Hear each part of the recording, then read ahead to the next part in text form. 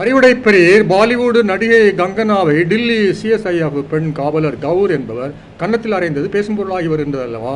கிறிஸ்தவ கண்ணோட்டத்தை சற்று கவனிப்போம். ஒரு கன்னத்தில் அறைந்தவருக்கு மறுகன்னத்தையும் காட்டு என்றார் இயேசு. மத்தேயு 5:39 உண்மைதான். தனிப்பட்ட வாழ்க்கைக்கு அது சரிதான். ஆனால் சமூக நீதி, தேசிய பாதுகாப்பு என்று வருகின்ற போது எப்படி? எதிரி நாட்டு இராணுவம் திடுதிப்பென்று நம்முடைய நாட்டுக்குள்ளே நுழைகின்றது, கன்னம் காட்டி நிற்போமா? கொடுங்கோல் ஆட்சியிலே எண்ணற்றோர் மாண்டு கொண்டிருக்கின்றார்கள், கன்னம் காட்டி நிற்போமா?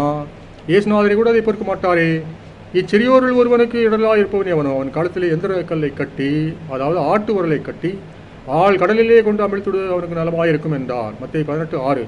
அதற்காக நான் எழுத்துக்கு எழுத்தாக இதை எழுத்திட சொல்லவில்லை. இயேசுவின் தார்மீக கோபத்தின் வேகத்தை தான் குறிப்பிடுகின்றேன். அடுத்து எருசலேம் கோவிலிருந்து இயேசு வணிகர்களை சாட்டை கொண்டு விரட்டினாரே, அப்போது சாட்டை அடி அவர்கள் மேல் விழவில்லை என்று எவர் அறிவிட்டு கூற முடியும்?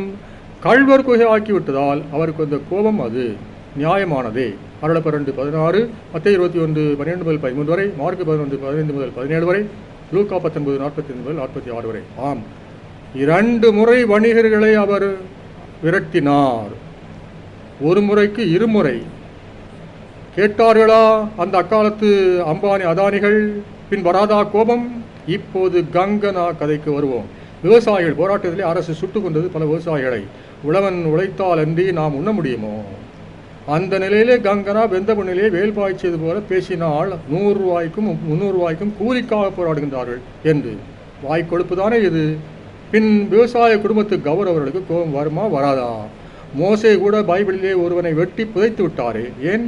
தன் இனத்து எபிரேய அப்ராணியை எய்ப்திய முரடன் ஒருவன் கொடூரமாய் அடித்து வெளுத்ததற்காக.